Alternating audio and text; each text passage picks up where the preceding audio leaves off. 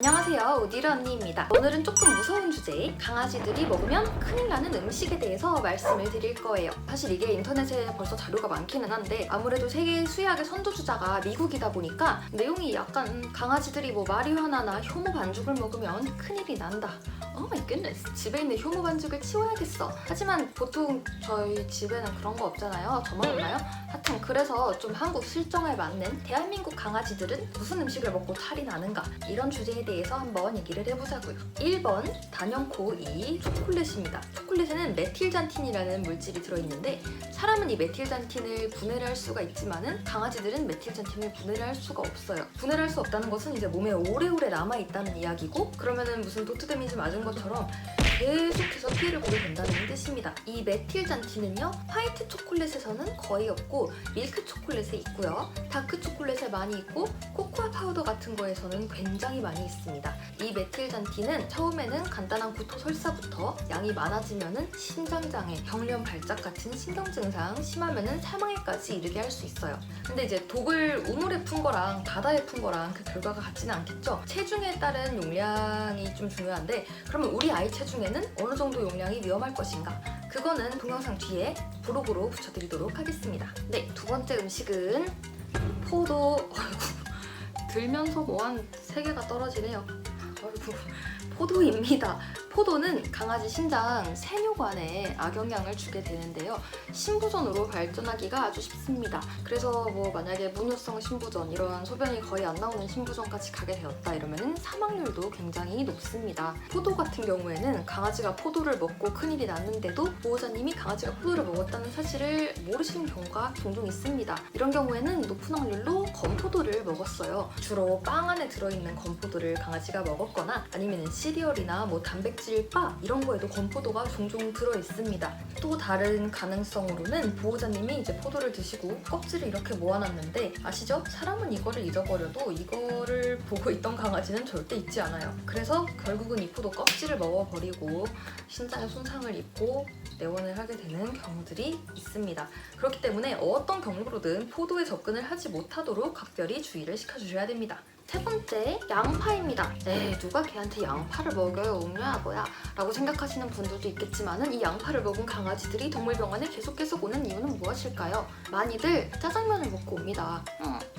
짜장면 아주 맛있겠죠. 하지만 양파가 굉장히 많이 들어간답니다. 그리고 볶음밥, 불고기 이렇게 예상치 못하게 강아지들이 양파를 먹게 되는 경우가 종종 발생을 합니다. 양파가 뭐가 문제냐? 양파에 있는 설파이드라는 물질이 강아지의 적혈구를 파괴시킵니다. 이 적혈구 막이 파괴되면은 귀엽고 소중했던 적혈구들이 이렇게 변하게 되죠. 이 적혈구가 이렇게 터져버리면은 빈혈이 오게 됩니다. 서양에서는 주로 양파를 조심시키죠. 많이 쓰니까. 하지만 우리 한국에서는 양파, 파, 마늘, 부추 모두 다 위험하다는 것을 꼭 알고 계셔야 됩니다. 그리고 참 눈치채기도 힘든 게, 족발을 줬는데 알고 보니까 양파 육수에 삶은 족발, 이런 식으로 티가 안 나게 양파를 섭취하게 되는 경우도 많이 있기 때문에 사람 음식은 그냥 안 줘버리는 게 제일 안전하다고 보시면 되겠습니다. 4번은 자일리톨입니다. 많은 분들이 오해하시는 게, 우리 집에 이거 없다, 괜찮아 라고 생각을 하시는데, 사실 자일리톨이 이 제품 이름이 아니고 하나의 성분 이름인데요. 단맛을 내게 해주는 감미료예요. 그렇기 때문에 자일리톨 건 말고도 사탕, 치약,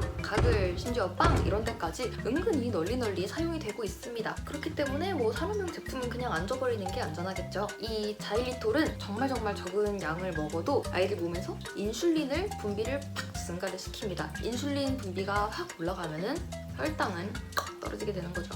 그러면 아이들이 토하고 발작하고 혼수 상태까지 빠질 수가 있습니다. 5번은 복숭아 씨앗입니다. 복숭아, 살구, 자두 이런 과일들은 씨앗이 되게 크고 딱딱하죠. 이런 씨앗들을 먹으면은 몸속에서 뭐로 대사가 되냐면은 사이아나이드로 대사가 됩니다. 사이아나이드가 우리말로 뭐죠? 청산가리.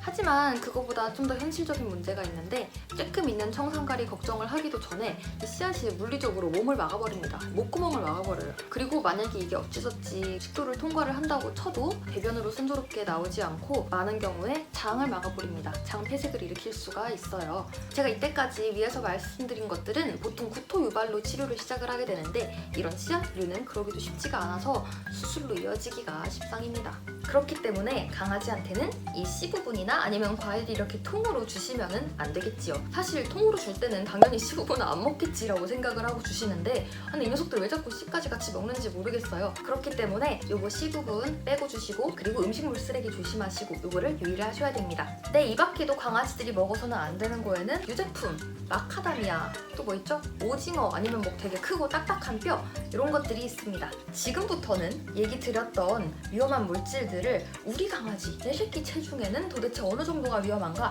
요거를 함께 계산을 해보도록 하겠습니다. 일단은 그냥 계산하지 마시고 조금 더 주지 마세요. 아예 주지 마세요. 근데 나는 너무 호기심이 많다. 나는 우리 강아지 맞춤형으로 계산을 해보고 싶어. 이런 분들만 저랑 함께 가보시면 되겠습니다. 네, 초콜릿입니다. 초콜릿은 다크 초콜릿에 일반적으로 들어있는 메틸젠틴 양을 계산해서 제가 이런 표를 만들어봤으니까 참고하세요. 네, 그러면 포도는 얼마나 먹어야 위험할까요? 이때까지 포도 먹고 아팠던 강아지들을 쭈르륵 분석해 놓은 논문이 있는데 그 논문에 따르면 체중 1kg당 3g, 3g이면 요 한 알보다도 더 적은 양입니다. 3g을 먹은 강아지도 아팠다라는 보고가 있습니다. 왜 이런 보고로 말씀을 드리냐면은 포도는 사실 개체차가 굉장히 커요. 포도를 정말 조금 먹었는데도 시름시름 앓기도 하고 포도를 꽤 많이 먹은 소형견이 또 어떻게 무탈하게 지나가는 경우도 있습니다.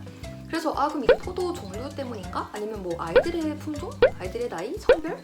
이런 것들을 조사를 해봤는데 결론적으로는 전 세계 수의사들이 뭐가 기준인 것 같다라는 결론을 아직 못 내리는 상태예요. 뭔가 뾰족하게 뭐가 기준이다라고 할 만한 게 없습니다. 즉 개화개라는 거죠. 이럴 때는 우리 강아지가 포도에 강한 편인지 약한 편인지 뭐 전혀 알 수가 없기 때문에 그거를 알 일을 애초에 처음부터 절대로 만들지 않는 게 중요합니다. 네, 그 다음 양파. 양파는 체중의 0.5%부터 독성이 나타난다고 합니다. 체중 곱하기 0.5인데 제가 공식을 하나 만들어봤어요. 체중에다가 그냥 5를 곱하고 그램을 붙이시면 됩니다.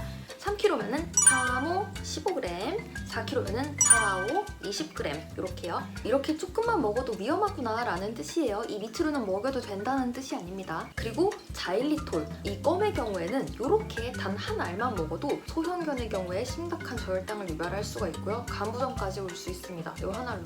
빵에 들어있거나 이러면 용량을 산정하기가 쉽지는 않지만은 어쨌든 자일리톨은 정말 작은 양으로도 아이들을 심각하게 중독시킬 수 있다는 것을 기억을 하셔야 됩니다. 마지막으로 복숭아 씨앗. 과일 씨앗이니까 사실 용량 같은 건 없어요. 기준이 뭐냐면은 씨앗이 우리 애기 목구멍보다 크면은 그때부터 안 좋은 거예요. 그리고 사실은 목구멍을 넘어갔다고 해도 굉장히 뾰족하잖아요. 안에서 위랑 장을 엄청 긁습니다. 그렇기 때문에 다시 한번 씨 조심할 것 그리고 음식물 쓰레기 조심하실 것을 당부드립니다. 만약에 이런 것들을 먹었을 때는 시체 없이 병원에 가는 것을 추천드립니다. 저번 영상에서 말씀드렸던 것처럼 나는 무슨 일 일어나면은 글로 들고 뛸 거야 라는 그 마음속에 응급병원 하나쯤은 갖고 계셔야 됩니다. 아시겠죠? 그러면은 강아지들이랑 안전한 하루 보내시길 바랍니다. 다음 영상에서 뵐게요.